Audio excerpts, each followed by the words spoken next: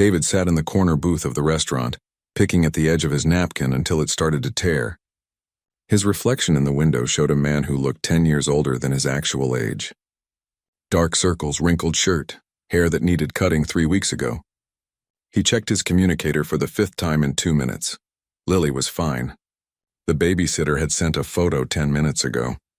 His 7-year-old daughter was coloring, her oxygen monitor showing good levels. Everything was fine. He needed to stop checking. You must be David.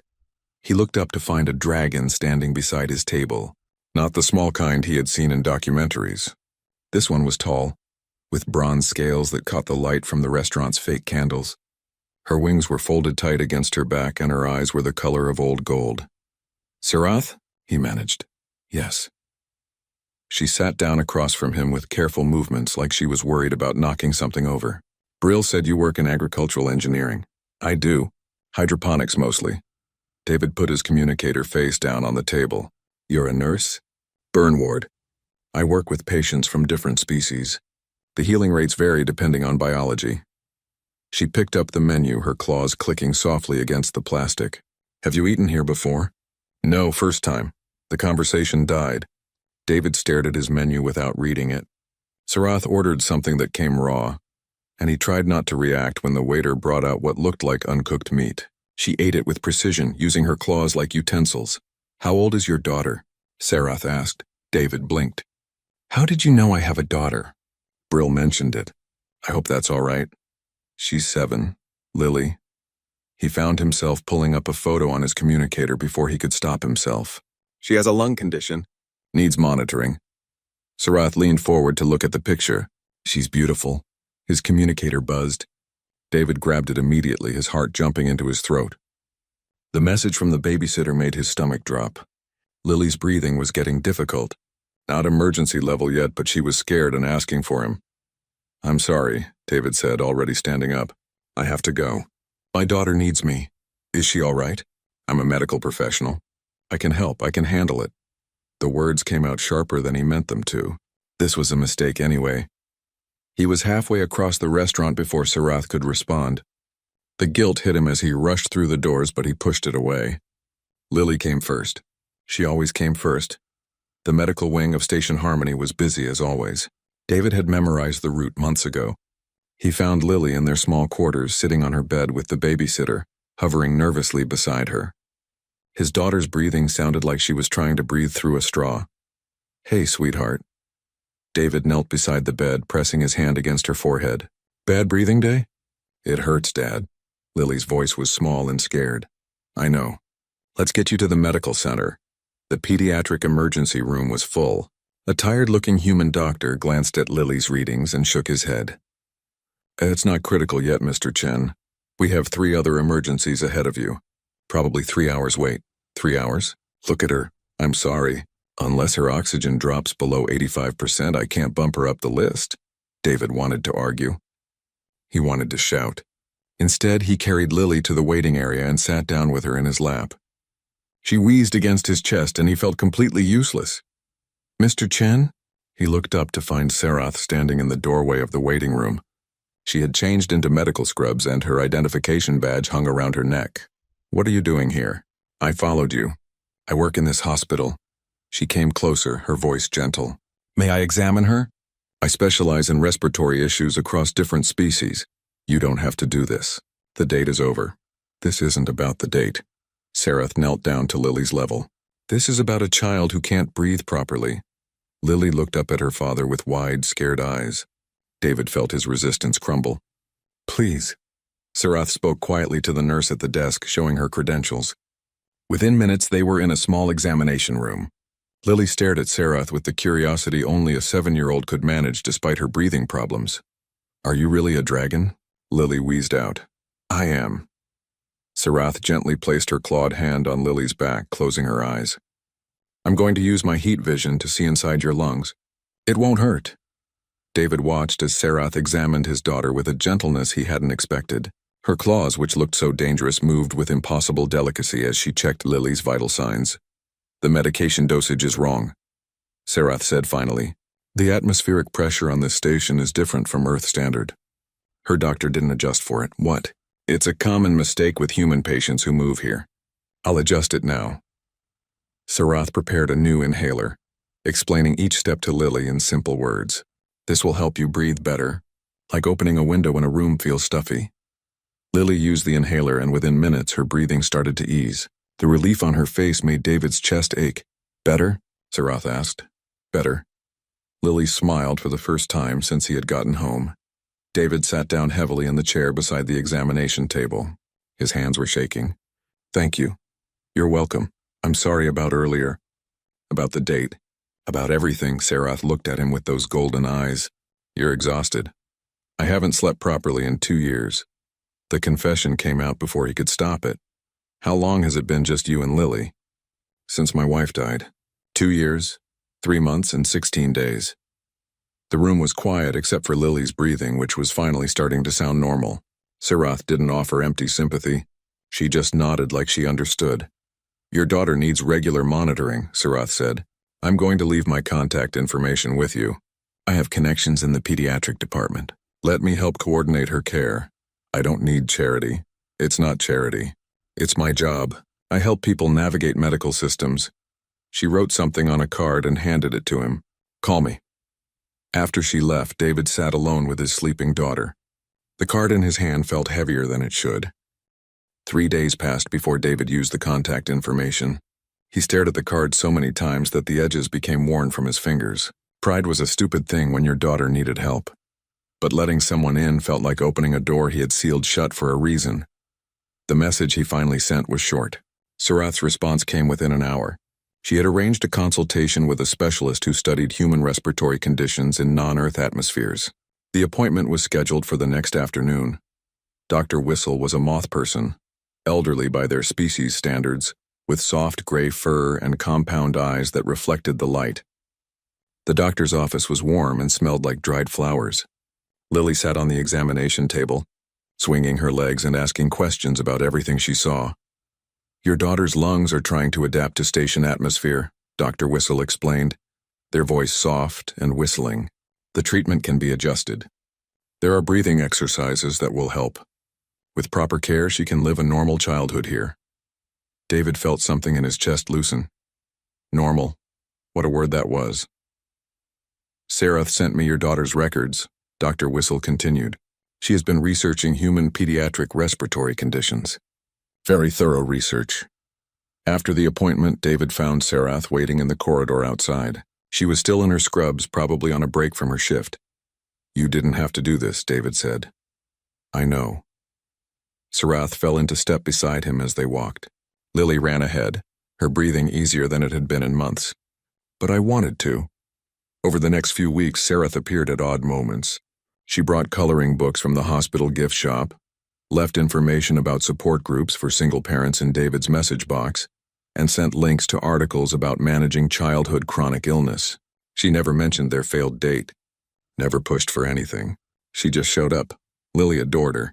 Every time Sarath visited, his daughter's face would light up like someone had turned on a switch. She would drag Sarath to see her drawings, to show her the new plant growing in their small quarters, to tell her about school. When is the dragon lady coming back? Lily asked every few days. David didn't have an answer.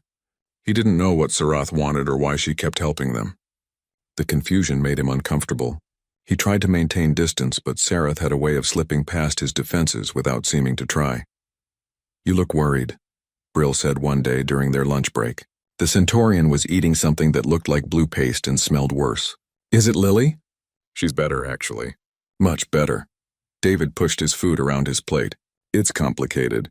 Sarath is helping you. This bothers you. I have nothing to offer back. She's being kind, but eventually she'll realize I'm just a burden. Brill made a clicking sound that meant disagreement. Perhaps she does not want anything back. Perhaps she sees someone who needs help and chooses to give it. Not everything is a transaction. The words stayed with David. He thought about them during his shifts while helping Lily with homework, in the quiet moments before sleep. Accepting help felt like weakness. But watching Lily laugh for the first time in months felt like maybe weakness was worth it. The station went through an atmospheric adjustment during the night shift. David woke to alarms and Lily gasping for air beside him. Her oxygen monitor was screaming warnings, numbers dropping fast. He grabbed her and ran. The emergency room was chaos. The atmospheric change had triggered problems for dozens of species. Medical staff rushed between patients, and the air felt thick with panic. David held Lily against his chest, her small body shaking as she struggled to breathe. Sarath appeared like she had been summoned. She wore her emergency response vest and moved with purpose through the crowded room. When she saw them, something shifted in her expression. "Bring her here." Sarath led them to a treatment area, already preparing equipment. The atmospheric change hit her hard. David watched as Sarath transformed. The gentle nurse who brought coloring books disappeared. In her place was someone who moved with absolute confidence, her claws adjusting IV lines with impossible precision, her voice calm as she directed other medical staff. When the power fluctuated, she used her physical strength to manually operate equipment that had gone offline. "You're doing great." "Lily," Sarath said, her voice never losing its gentleness even as she worked with fierce efficiency. "Your dad is right here." "I'm right here." "We've got you." It took 2 hours to stabilize her, 2 hours of David standing uselessly beside the bed, while Sarath fought to help his daughter breathe. When Lily finally fell asleep, her oxygen levels normal again, David walked out to the waiting room because he couldn't hold it together anymore. The waiting room was empty now. The crisis had passed for most patients. David sat down in a plastic chair and put his face in his hands. The fear came out in shaking breaths that he couldn't control. Sarath found him there. She didn't say anything at first. She just sat down beside him, her wing brushing against his shoulder in what he had learned was a dragon gesture of comfort. "I can't do this alone anymore." The words came out broken. "I thought I could. I've been trying so hard. But I can't." "Then don't." Sarath's voice was quiet. "You have someone now." "You have me." David looked up at her. "Why? Why do you care?" "Do you want the truth?" "Yes." Sarath was quiet for a moment, looking at her clawed hands. "I was the youngest of 7 siblings. All warriors. My family is known across 3 systems for producing the best fighters in the dragon clans. When I chose medicine instead of combat, they disowned me. Called me weak, said I was a disgrace to our bloodline. That's horrible. I came to Station Harmony to escape them, to prove that healing requires its own kind of strength." She looked at him. "But I've been lonely here, going through motions, working my shifts and going home to empty quarters. Then I saw you that night at the restaurant. We had a terrible date. Yes, but I saw someone fighting a battle alone, the same way I was. Someone who had lost everything and was still standing. That takes more strength than any warrior I've known." Sarath's golden eyes were steady. "So I chose to stay. I chose to help. Because you reminded me why I became a healer in the first place." David felt something crack open inside his chest. "I was terrified of that date. It meant admitting my wife was really gone. I went in ready to reject you before you could reject me. I was nervous too. I haven't tried to connect with anyone since I came here 3 years ago. So we were both disasters." "Completely." Sarath's laugh was soft, but sometimes disasters lead to something better. They sat together in the quiet waiting room until the artificial dawn began to lighten the station's sky simulation. When David finally stood to go check on Lily, Sarath stood with him. "Thank you," he said, "for everything." "You're welcome." "And David?" "You're not alone anymore." The words followed him home. Later, watching Lily sleep peacefully, David realized something had changed. The door he had sealed shut was opening, just a crack. Maybe that wasn't weakness after all. Maybe it was the strongest thing he could do. Sarath started bringing dinner to their quarters twice a week. She claimed it was practice for learning human cuisine, though the first attempt at spaghetti resulted in something that looked more like paste. Lily thought it was hilarious. David ate it anyway and pretended it was good. "This is terrible," Sarath said, looking at her own plate with disappointment. "It's not that bad," David lied. "Dad, it's really bad." Lily giggled, pushing noodles around with her fork. "Can we order something instead?" They ended up ordering food from the station's market district, sitting on the floor of David's quarters while Lily told elaborate stories about her day at school. Sarath listened with complete attention, asking questions that made Lily light up with importance. David watched them together and felt something warm settle in his chest. "Tell Sarath about the dragon book," David prompted. "Oh yeah." Lily jumped up and ran to her room, coming back with a picture book about dragons. "I got it from the library." "Look, this one looks like you." Sarath studied the illustration seriously. The scales are wrong. And we don't hoard gold. What do you hoard? Lily asked. Medical knowledge, apparently. Sarath's tone was dry. My family would say I hoard disappointment. I think you're cool, Lily declared with the absolute certainty of a 7-year-old. Way cooler than warriors. David saw something shift in Sarath's expression. She touched Lily's hair gently with one claw. Thank you. That means more than you know. Through Sarath, David began meeting other people on the station. She introduced him to her colleagues, to other families dealing with medical challenges, to the support group for single parents that met every week in the community center. He had been on Station Harmony for 8 months and had barely known anyone beyond his co-workers. Now he was learning names, sharing meals, building connections he hadn't realized he needed. The support group was awkward at first. Sitting in a circle with strangers talking about loss and struggle felt exposing. But the other parents understood in a way no one else could. There was a Centaurian father whose son had been born with a genetic disorder. A human woman whose partner had left when their daughter was diagnosed with a degenerative condition. An insectoid parent raising 3 children alone after their spouse died in a mining accident. It gets easier, the human woman Grace told him after his first meeting. Not the situation, but carrying it. Sharing the weight helps. David started to believe her.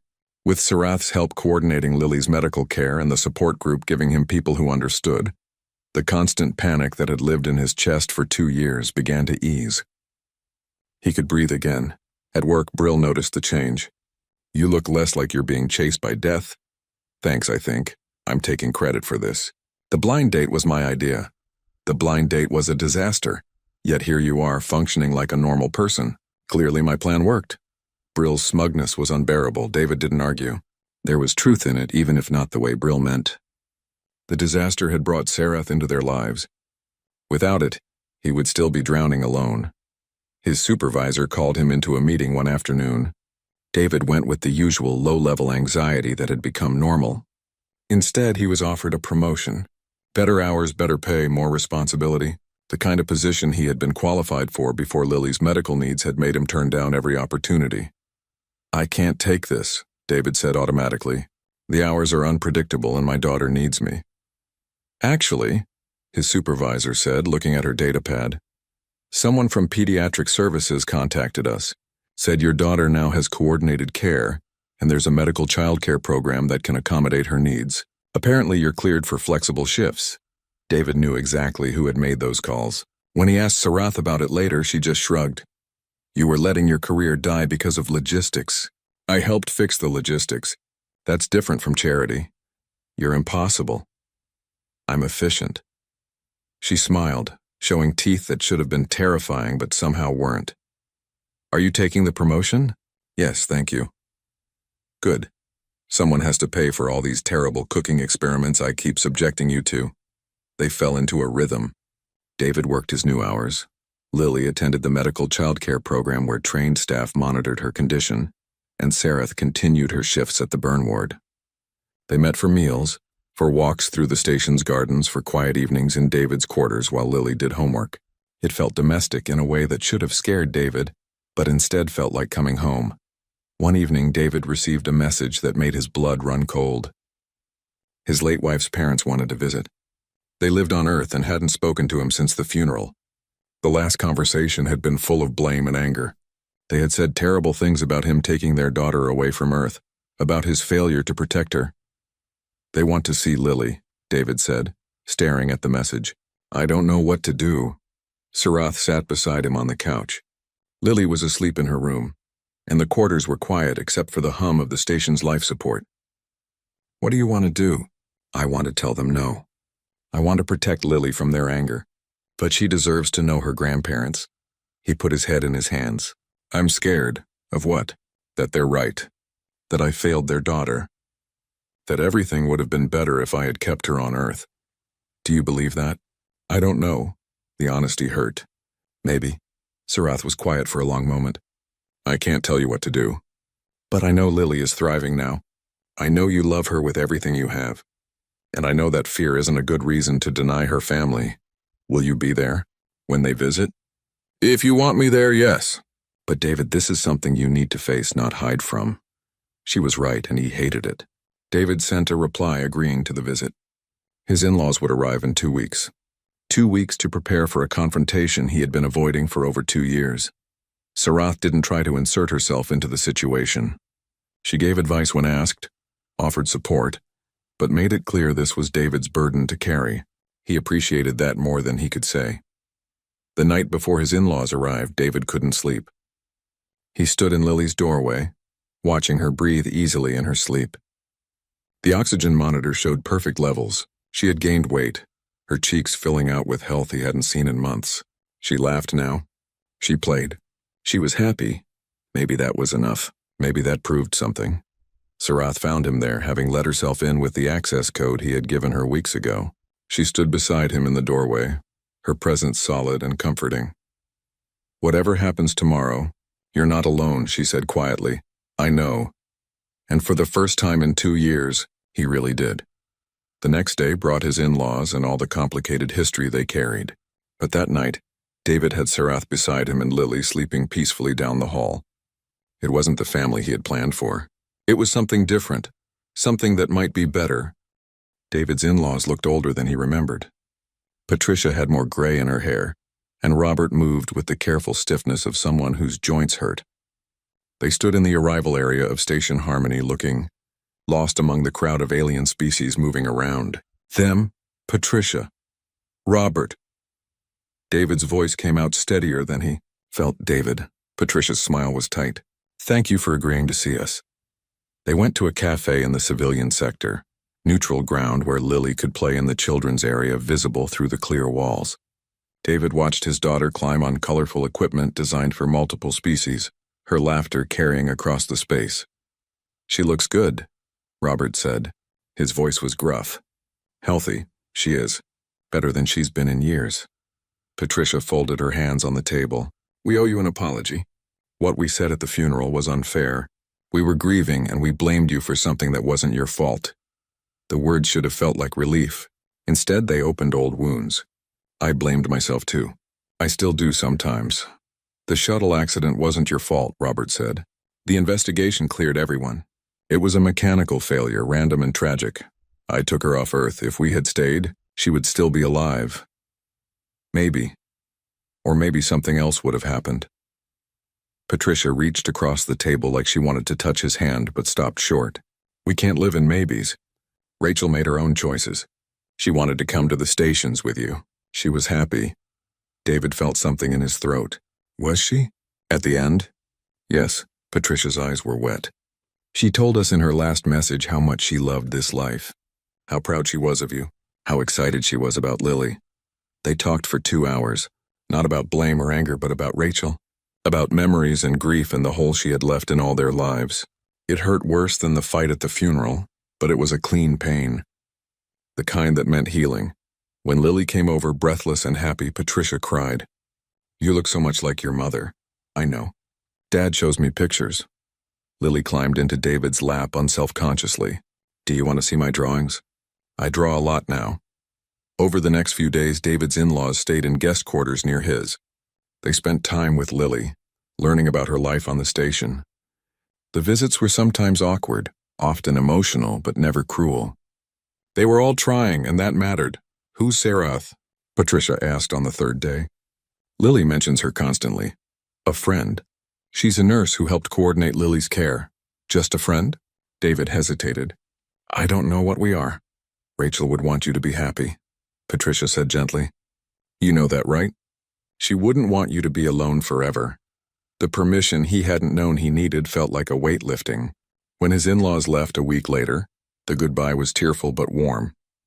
They promised to visit again, to stay in contact. The anger that had poisoned their relationship was finally draining away. 2 days after they left, Sarath got an emergency message. Her brother had been injured in battle and was being transferred to Station Harmony for treatment. She told David about it in his quarters, her voice carefully neutral. "I haven't spoken to my family in 3 years. Now I have to treat him. Do you want me there?" "No, this is something I need to do alone." She stood to leave, then paused. "But thank you for offering." David didn't see her for 3 days. When she finally came to his quarters, she looked exhausted. Her scales were dull and she moved like someone who had been awake for too long. "How did it go?" David asked. "Strange." He was surprised to see me. Surprised by the hospital, by my position, by the respect my colleagues showed me. Sarath sat down heavily on the couch. He apologized. Said our father was wrong. That healing suits me. That's good, isn't it? I suppose. It doesn't erase 3 years of silence. But it's something. She looked at him. How was the visit with your in-laws? Better than expected. We talked about Rachel. Really talked for the first time since she died. They apologized for blaming me. How do you feel? Lighter. Like I can finally breathe without guilt crushing my chest. David sat beside her. We both faced our past this week. We did. Sarath's laugh was tired. I'm not sure I liked it. Me neither. But maybe we needed it. Lily came running in from her room, launching herself at Sarath with the force of a small missile. You're back. I missed you. I missed you too, little one. Sarath caught her easily, settling Lily in her lap. Have you been good for your father? Mostly. Dad says mostly is pretty good for me. They sat together, the three of them, and David realized something had shifted. They had both faced the things they had been running from and come out stronger. The walls they had built to protect themselves were coming down. After Lily went to bed, David and Sarath stayed on the couch. The quarters were quiet except for the station's background hum. I'm ready, David said. If you still want this, want what? Us, whatever this is. I've been scared to admit it, but I don't want to be just friends anymore. He took her clawed hand carefully. I'm ready to try, if you are. Sarath looked at their joined hands. I've been ready since you walked away from that terrible date. I just needed you to find your way back. It was a really bad date. The worst I've ever had. But maybe that's okay.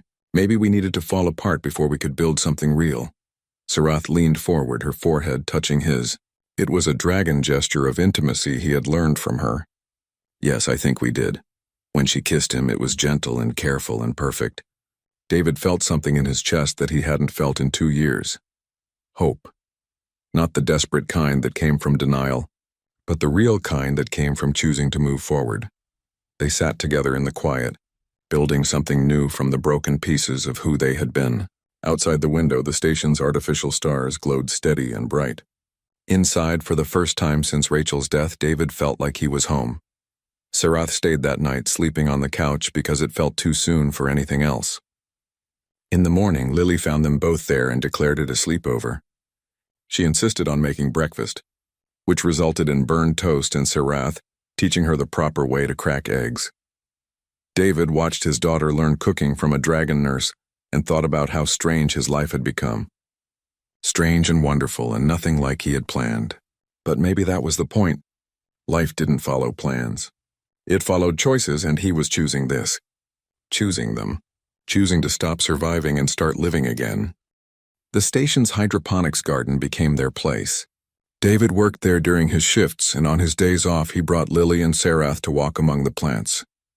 The garden was massive, covering 3 levels of the station, with crops from dozens of worlds growing under carefully controlled conditions. It smelled like earth and growth and possibility. Lily loved the butterfly enclosure best. Creatures from 4 different planets fluttered around her while she stood perfectly still, hoping one would land on her. Sarath stood beside her, equally patient, her scales catching the artificial sunlight. That's a Luna butterfly from the 3rd moon of Kessler, Sarath said, pointing to a pale green one. They only live for 3 days. That's sad, Lily said. Only 3 days? Yes, but they spend all 3 days doing what they love.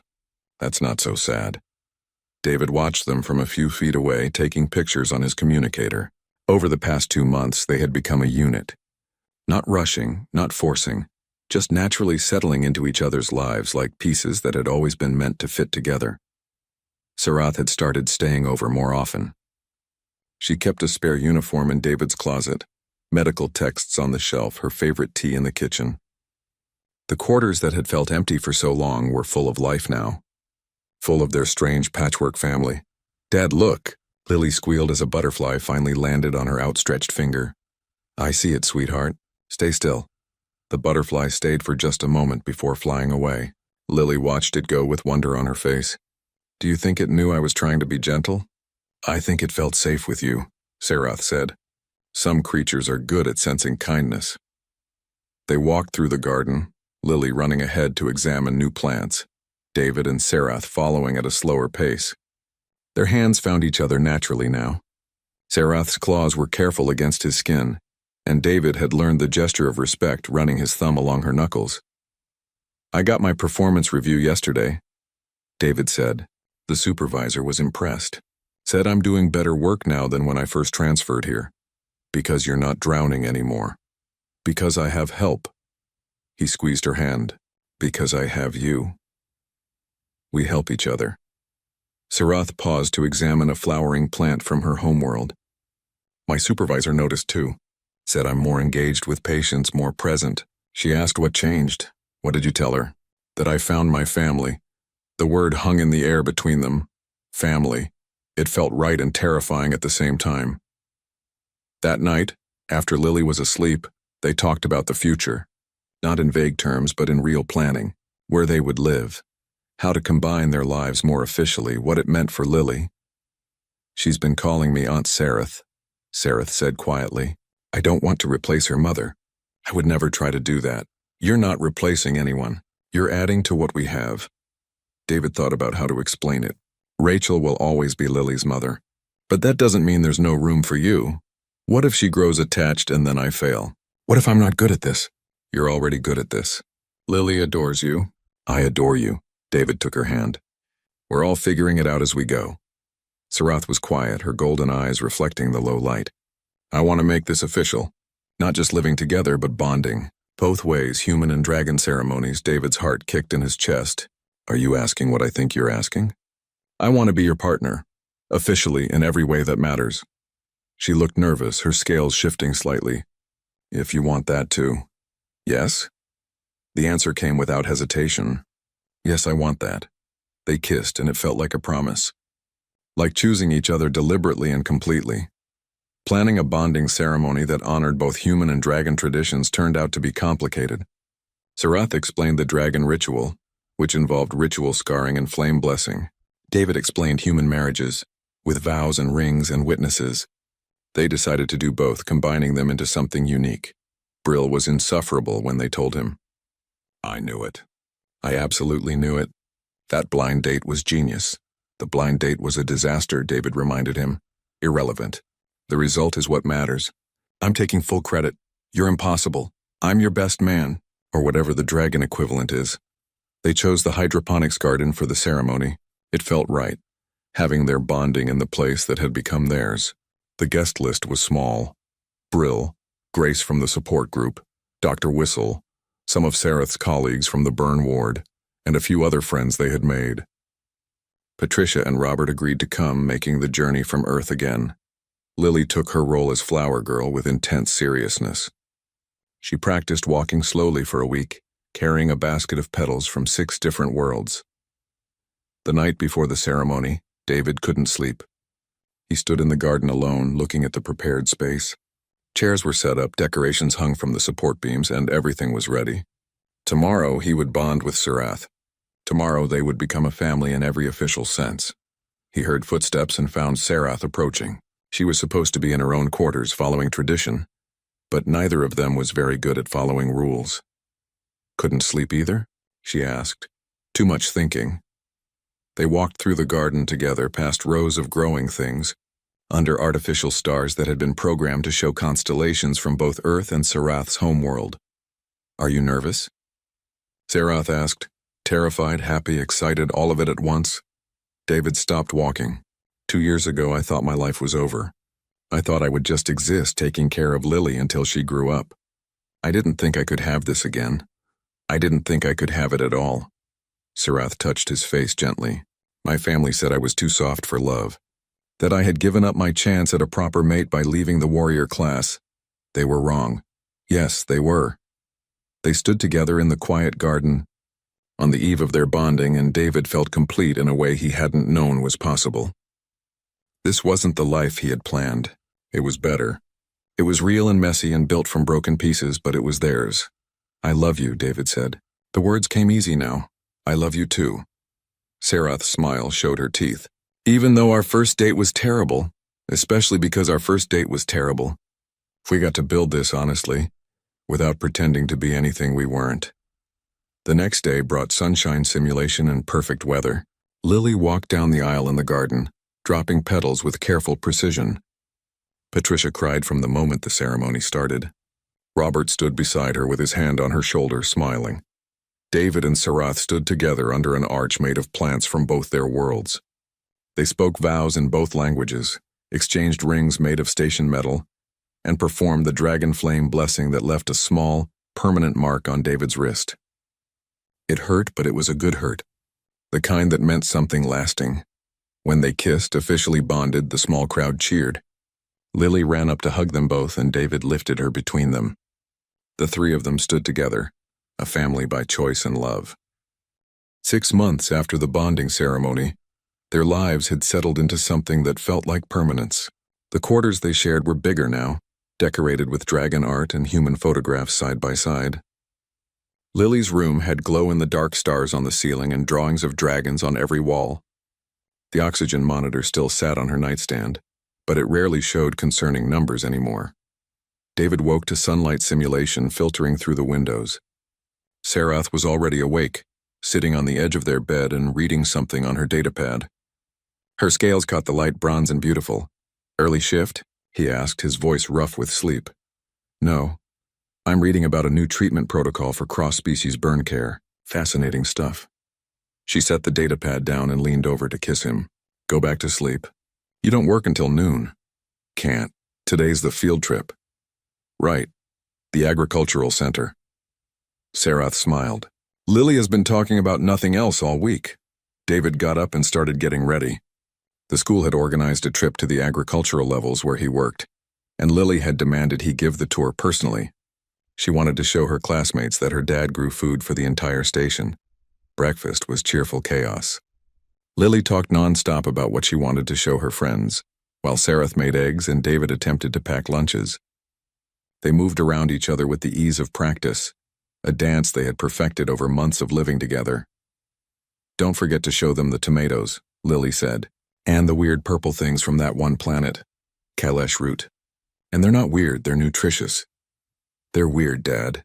Sarath laughed, her voice warm. "Everything is weird to 7-year-olds. The field trip went well." Lily's classmates, a mix of human and alien children, were fascinated by the hydroponic systems. David explained how they grew food for dozens of species, adapting soil and light and nutrients for each type. Lily stayed beside him the whole time, bursting with pride every time he answered a question. "My other parent is a nurse," Lily told one of her friends. "She fixes people who get burned. She's really strong and can lift heavy things." "Other parent." Not stepmother, not Sarath.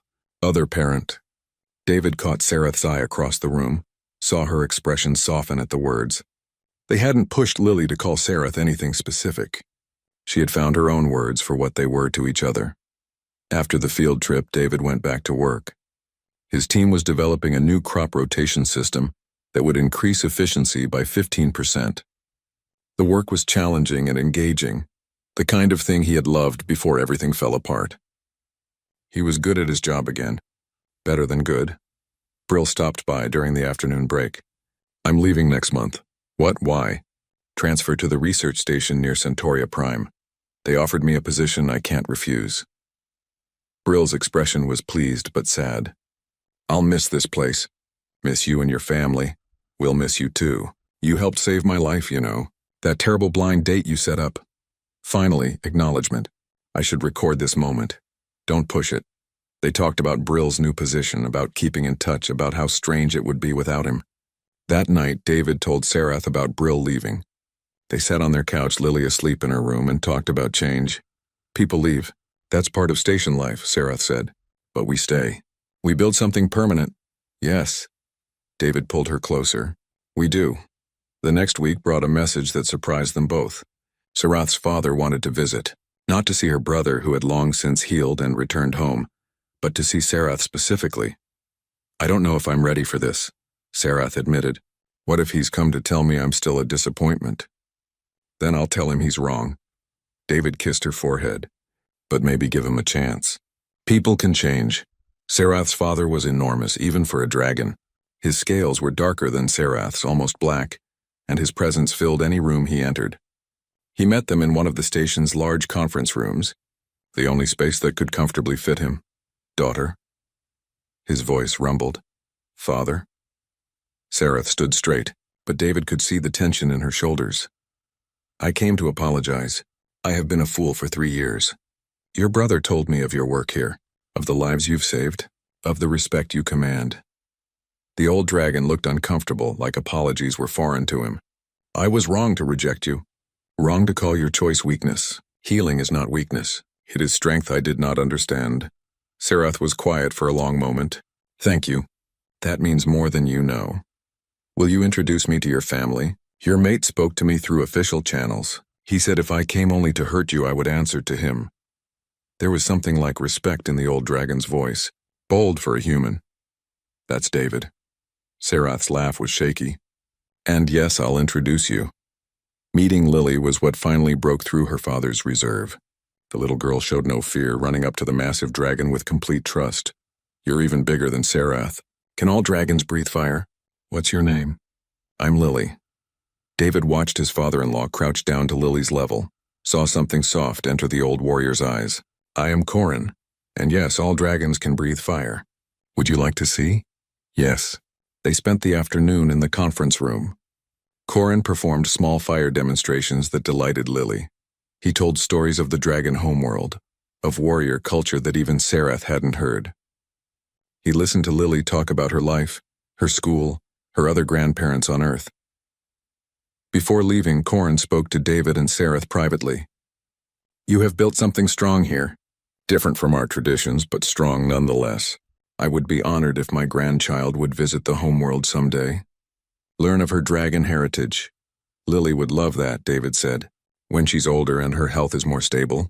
Corin nodded. "I will wait." "And daughter? I am proud of you. I should have said it 3 years ago, but I say it now. I am proud." After he left, Sarath cried in David's arms. Happy tears. Healing tears. The kind that meant something broken was finally being repaired. That night, the 3 of them sat in the hydroponics garden where David and Sarath had bonded. Lily ran ahead chasing butterflies in the dusk simulation. David and Sarath walked hand in hand watching their daughter play. "Remember that terrible date?" Sarath asked. "How could I forget?" "I walked away. You stayed behind. Best decision I ever made." "Second best," David corrected. "The best was trying again after." True. They reached the spot where they had bonded, where chairs had been set up and vows spoken. Now it was just another part of the garden, but it felt sacred anyway. "I never thought I could have this," David said. "After Rachel died, I thought I was done. Just existing for Lily's sake. I never thought I could have this either. Family that chose me instead of rejecting me." Sarath watched Lily, her expression soft. "We built something neither of us planned for. Something better than plans." Lily ran back to them, breathless and happy. Her breathing was clear, her cheeks flushed with health. She grabbed both their hands and pulled them forward. "Come on, I want to show you the new flowers." They followed her deeper into the garden, their strange family of 3. A human widower, a dragon healer, and a little girl who had brought them together. Not the family any of them had expected. Not the family anyone would have predicted from that disastrous blind date. But it was their family. Built from broken pieces and second chances. From walking away and choosing to stay. From disaster and healing and love that didn't follow any traditional path.